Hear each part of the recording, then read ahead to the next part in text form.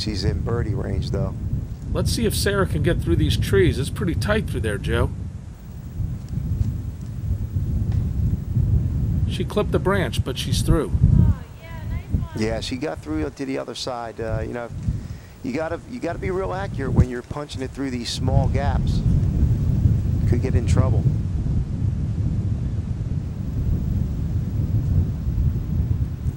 Yeah, as you can see, she a little bit of trouble there. Yeah. This is into the wind here, this putt. You can see the flag blowing at her. All right, Sarah puts it right near the basket, rolls away a little bit, that's safe. Here's the putt for par. See how just off the left side of the change, Joe. You can see the wind affected that a little bit. Absolutely. Sarah DeMoor's in. And on that one, we have a win for Sarah DeMoor for Team Unity, Joe. Very well done. Sarah can play some golf.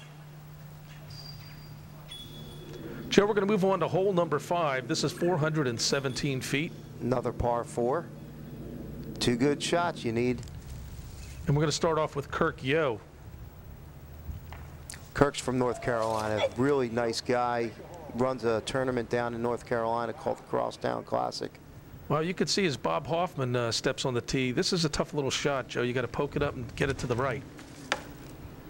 Oh, and Bob hit an early tree, deflected left. Yeah, that's a narrow fairway. Really tough to get that shot through there. All right, John Sheffield. Wow, that's a booming right down the middle shot, Joe. That looks good. Yeah, I think he might like that. If he gets up on top of that rise, I think that'll make that second shot real easy. All right, Link Morgan.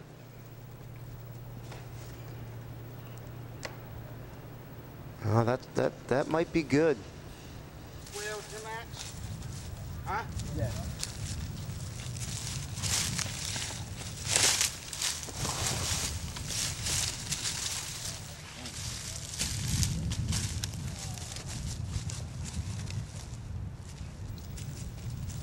All right, we got Bob Hoffman here on his second shot. You can see he's removing some loose debris out of the way, Joe. Yeah, anything that's behind the lie you can move. Anything that's in front of the lie that has something to do with your stance, you can't.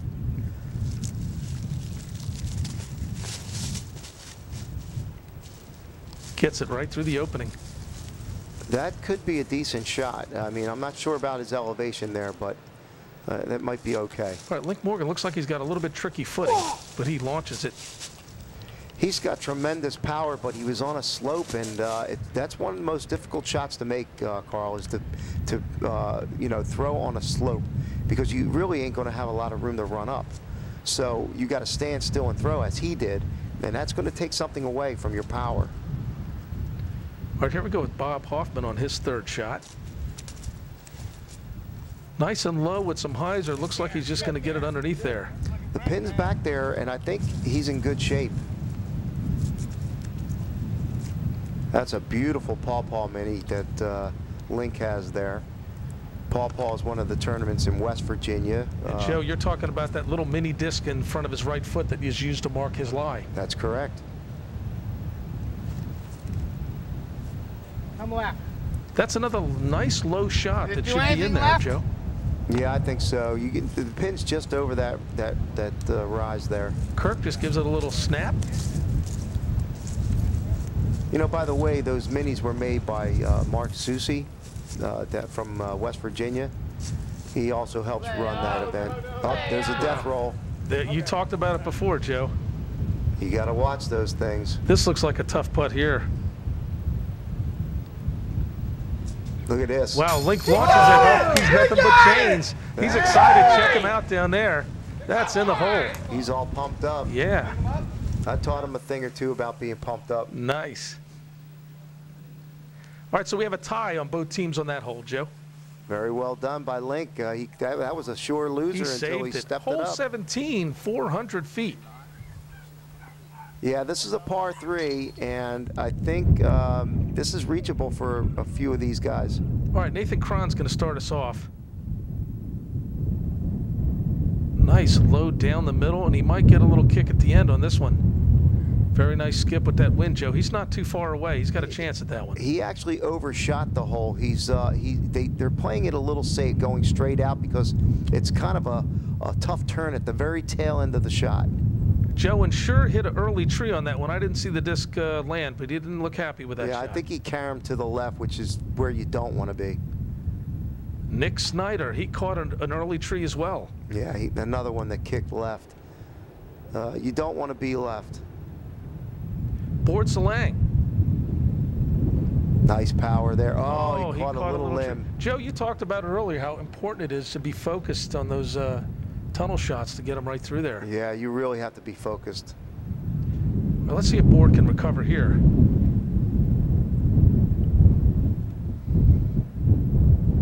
A little short in that little pocket there by the corner of the trees. Nick Snyder on his second shot. That's a high one. The wind should bend that one around. Caught a little limb. Not too bad. It might be putting there. All right, Shore Salang. Tough stance. Not a good shot there. Yeah, you don't want to be in that left line of trees. It really makes it difficult. Let's see if Nathan can get this one in. He's got a tester here. Joe, look how he played the wind. Kind of got it up there, just kind of floated to land the basket. He just wanted to keep it flat. He didn't want to, let it get away from him because there is some slope there. Right. And if that wind lifts it up, it could take it down the hill a little bit. You don't want to have to putt another shot. Oh, and look at that. There's a bump of wind. You can see the wind affected that one, Joe. That was a perfect example of how the wind could be effective on a hyzer shot. All right, Board Salang. Oh, and that's right in between. Yeah, just need a little more elevation there.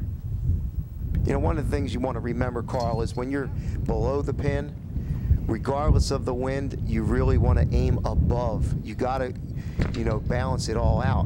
If you're below the pin, then you got to aim way above because gravity's going to say that it's going to pull the disc down. Where were you when I went to my first World Championship? I could use advice like that. All right, that hole's done. We have PA Delaware wins both seeds in that hole. Very well done by Nate.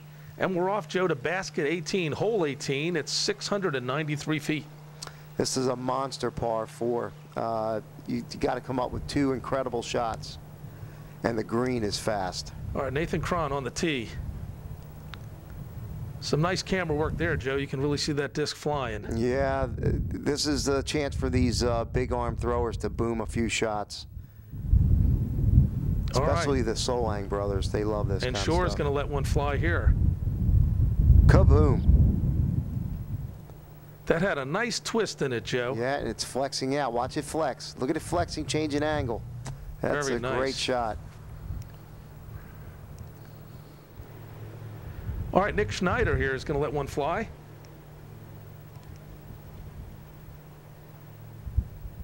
Very well done. He really exploded off the tee on that one, Joe. You could just see the torque on that. Yeah, he did. I think he's a little far up the hill, though. You really want to be down on the lower side of the hill.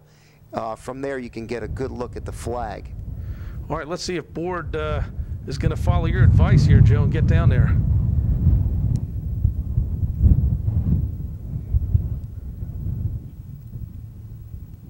That thing was up there for a long time. It sure was. It hit the planet. All right, Nathan Cron on his second shot. Another hyzer shot. Now you got to watch this. This green is fast. You could get some rollaways here. Wow, it looks like the wind picked it up, might have put it in a roll. Wait a minute, there it goes. There it goes. It did roll away. Wow. Did you see that? Caught that one. All right, hopefully Board was checking that out. Let's see his approach. Hopefully he schooled on that. You don't want to have it land with too much hyzer. That didn't seem too bad. It might be a little deep, but that looked like a nice shot, Joe. Yeah, I just think he went a little deep. Sure, looks like he pumped it up there to cut. A lot of hyzer.